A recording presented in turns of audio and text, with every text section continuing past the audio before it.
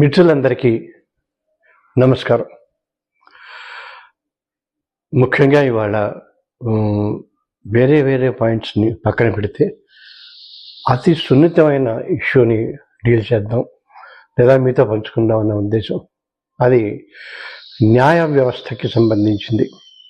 అంటే కోర్టుల్లో ఏళ్ళు పుళ్ళు జడ్జిమెంట్కి నోచుకోక అనేక మంది తీవ్రమైన మనస్తాపానికి చెంది ఎక్స్ట్రీమ్ స్టెప్స్ తీసుకుంటున్నారు.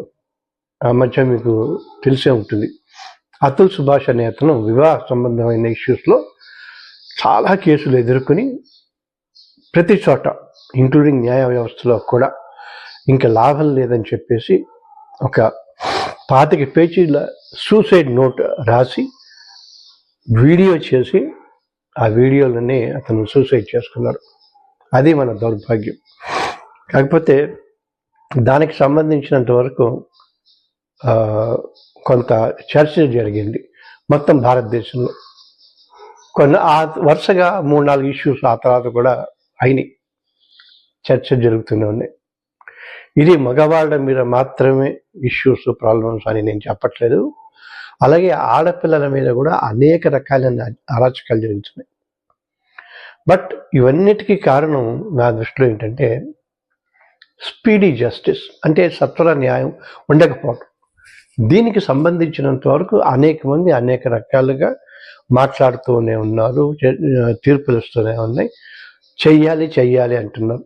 ఎప్పుడు చేయాలి, ఎవరు చేయాలి, అది మనం మొదలు పెట్టడానికి ప్రయత్నం చేద్దాం.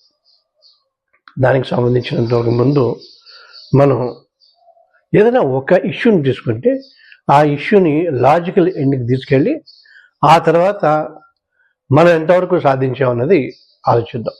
ఓకే, ఇవాళ మనం వివాహ వ్యవస్థకు సంబంధించినంత వరకు ఇష్యూ తీసుకున్నాం, అంటే ఫ్యామిలీ డిస్ప్యూట్కి సంబంధించి.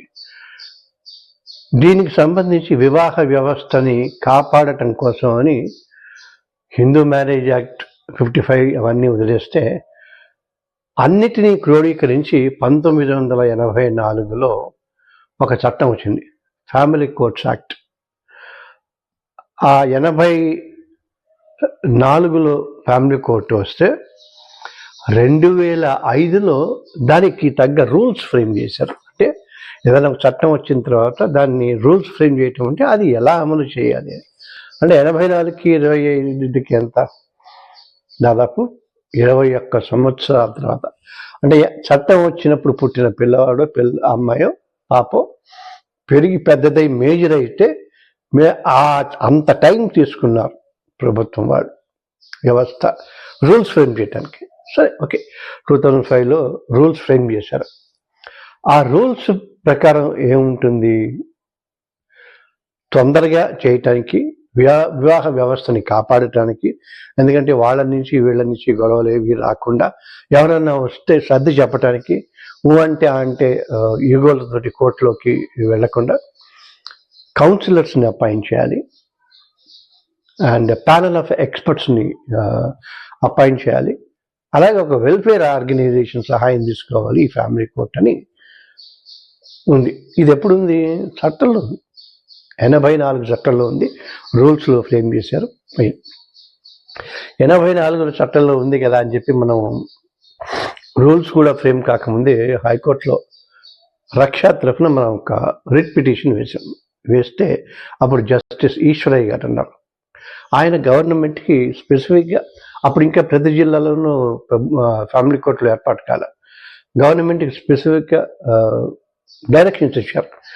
6-8 జిల్లాల్లో ఫ్యామిలీ కోర్ట్స్ ఏర్పాటయ్యాయి. ఎక్కడెక్కడైతే ఫ్యామిలీ కోర్ట్స్ అయ్యాయో అక్కడ ఈ కౌన్సిలర్స్, ప్యానల్ ఎక్స్పర్ట్స్ ఇవన్నీ ఏర్పాటు చేయండి అని.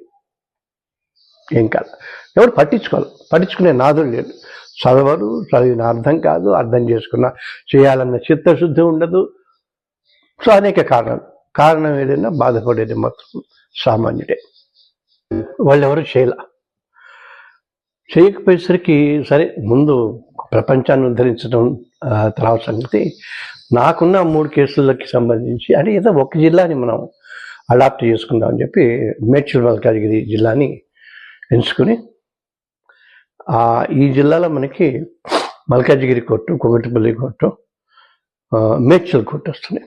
ఈ 3 కోర్టులకి ఆర్టీఐ నుంచి అడిగాను, అయ్యా మీరు ఈ చట్టం ప్రకారం మీరు కౌన్సిలర్స్ని కానీ ప్యానల్ ఆఫ్ ఎక్స్పర్ట్స్ కానీ వీళ్ళని వెల్ఫేర్ ఆర్గనైజేషన్ సాయం తీసుకున్నారా తొందరగా రిజాల్వ్ కావటానికి, లేకపోతే ఒక ప్రాపర్గా రిజాల్వ్ కావటానికి అని అడిగితే వాళ్ళ సమాధానం ఎలా ఉండదు సార్, చెయ్యలేదు అంటూనే ఎందుకు చేయలేదు.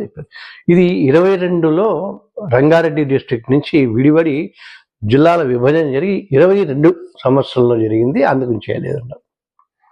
ఎంత హాస్యాస్పదం. అంటే 22, నేను అడిగింది 25, 3 సంవత్సరాలు.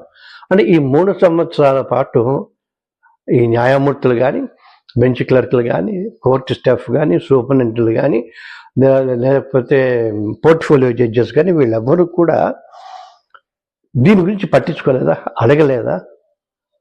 ఎందుకు ఇలా జరుగుతుంది? చట్టం ఉంది, అమలు చేయాలి.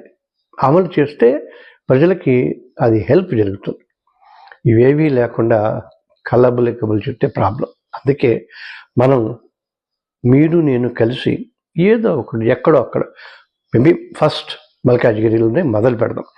1-2 కేసులు తీసుకుంటాం. ముందు నేనే నా కేసే తీసుకుంటా, మొదలు పెడతా న్యాయ ప్రకారంగా పబ్లిక్. ఎందుకంటే న్యాయం ఎప్పుడో 30-40 ఏళ్ల క్రితమే అందరూ జస్టిస్ ఏఎస్ ఆనంద్, భగవతి వీళ్ళందరూ సుప్రీంకోర్టులో వాళ్ళు చెప్పారు, ఎప్పుడైతే న్యాయ వ్యవస్థ మీద నమ్మకం పోతుందో అప్పుడు ప్రజలు ఆ వ్యవస్థని వాళ్ళ చేతుల్లోకి తీసుకునే అవకాశం ఉంటుంది అని ఇప్పుడు మనం చూస్తూనే ఉన్నాం.